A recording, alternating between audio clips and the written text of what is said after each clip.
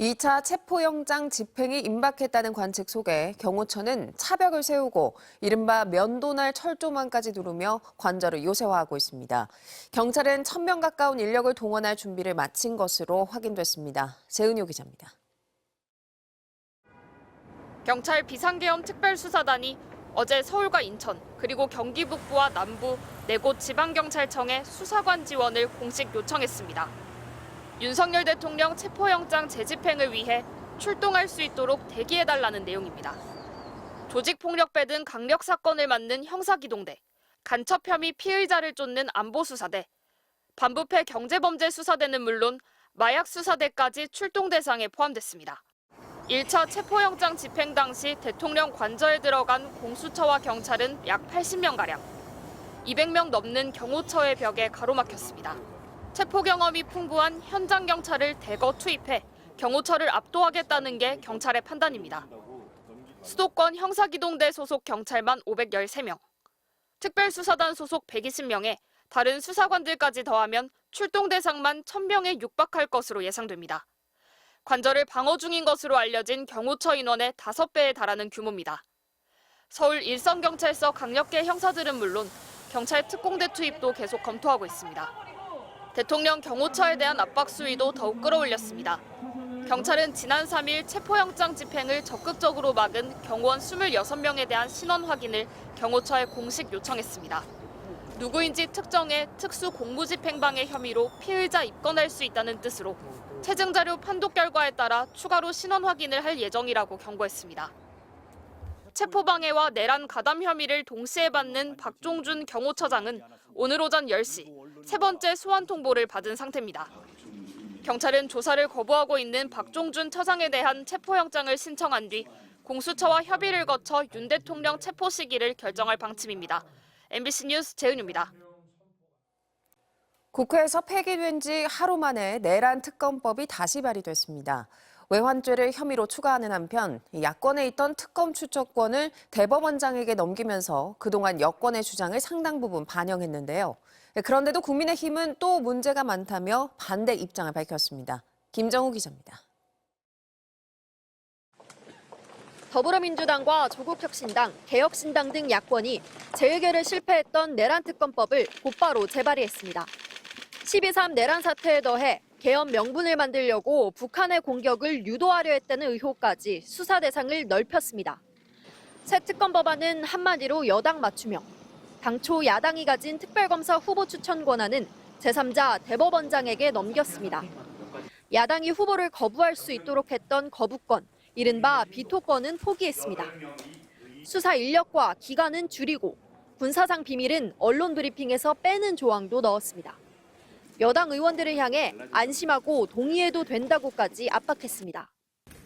이번 내란특검법 사실상 한동훈 대표 방식입니다. 국민의힘에서 발의한 내란특검법이라고 해도 믿으실 수준입니다. 예상 밖 6표의 이탈표가 나온 국민의힘은 자체 특검 법안 논의를 처음 공식화했습니다. 야권 법안이 위헌적이라고 주장해온 만큼 헌법 틀 안에서 논의하겠다는 원론만 밝혔을 뿐 구체적인 내용은 없었습니다.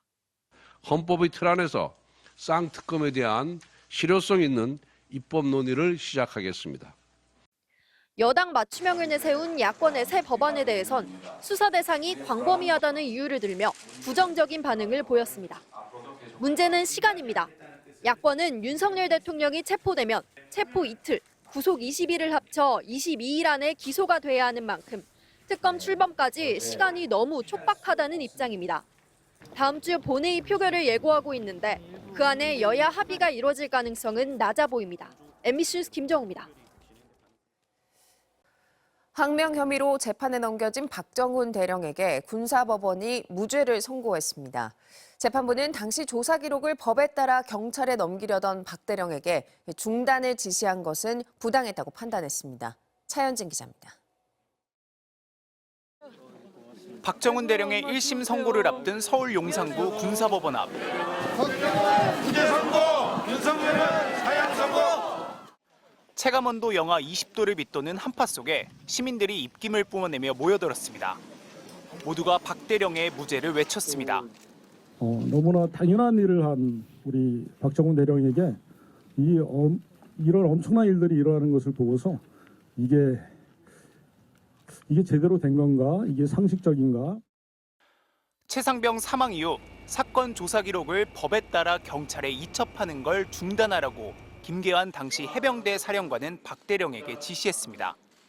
이 지시를 어겼다는 이유로 박정훈 대령은 재작년 10월 기소돼 1년 넘게 재판을 받아왔습니다. 1심 재판부는 그에게 무죄를 선고했습니다. 당시 윗선의 지시가 정당하지 않았다고 판단했습니다. 최상병 관련 기록은 법에 따라 지체 없이 경찰에 이첩해야 할 의무는 있지만 해병대 사령관이 이를 중단하라고 명령할 권한 자체가 없다는 겁니다.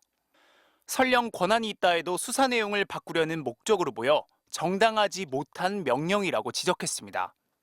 부당한 지시를 따르지 않는 것이어서 박 대령의 항명죄는 성립하지 않는다고 판단한 셈입니다. 법정을 빠져나온 박 대령은 시민들 덕분에 힘든 시간을 버틸 수 있었다고 감사를 표했습니다. 흔들리거나 좌절하거나 뒤돌아보지 않고 앞만 보고 수근이와의 약속을 지키기에 본신의 노력을 다할 것입니다. 무죄 판결에 대해 국방부는 군사법원의 판결을 존중한다는 짧은 입장을 내놨습니다. MBC 뉴스 차현진입니다. 제주에선 어제 하루에만 항공기 200여 편의 운항이 중단돼 여행객들의 발이 묶였습니다. 오늘도 강풍과 눈이 예보돼 차질이 예상되는데요. 제주공항에 나가 있는 취재기자 연결해 보겠습니다. 박주영 기자 전해주시죠. 네, 이곳 제주공항에는 밤새 강한 눈보라가 몰아쳤습니다. 이틀째 바람의 방향이 수시로 바뀌는 급변풍과 강풍특보도 내려진 상태인데요. 터미널에는 어제 오후부터 모든 항공편이 결항되면서 제주를 떠나지 못한 승객 9천여 명이 아침 일찍부터 나와 좌석 상황을 알아보는 모습입니다. 오늘 제주공항에서는 예정된 항공편 400여 편 외에 임시편 10여 편이 투입될 예정입니다. 폭설과 강풍으로 제주를 빠져나가지 못한 승객들을 위해 항공사들이 임시 항공편을 편성했기 때문입니다.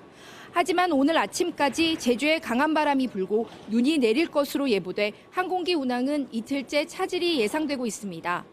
눈과 바람이 잦아들 것으로 예상되는 7시 때부터는 항공기 운항이 재개될 것으로 보이는 가운데 공항공사는 항공사별로 운항 현황을 확인해달라고 당부했습니다. 하늘길뿐만 아니라 풍랑특보가 발효 중인 바닷길도 차질을 빚고 있습니다. 제주에서 진도로 가는 여객선 운항이 통제됐습니다. 지금까지 제주공항에서 MBC 뉴스 박주연입니다.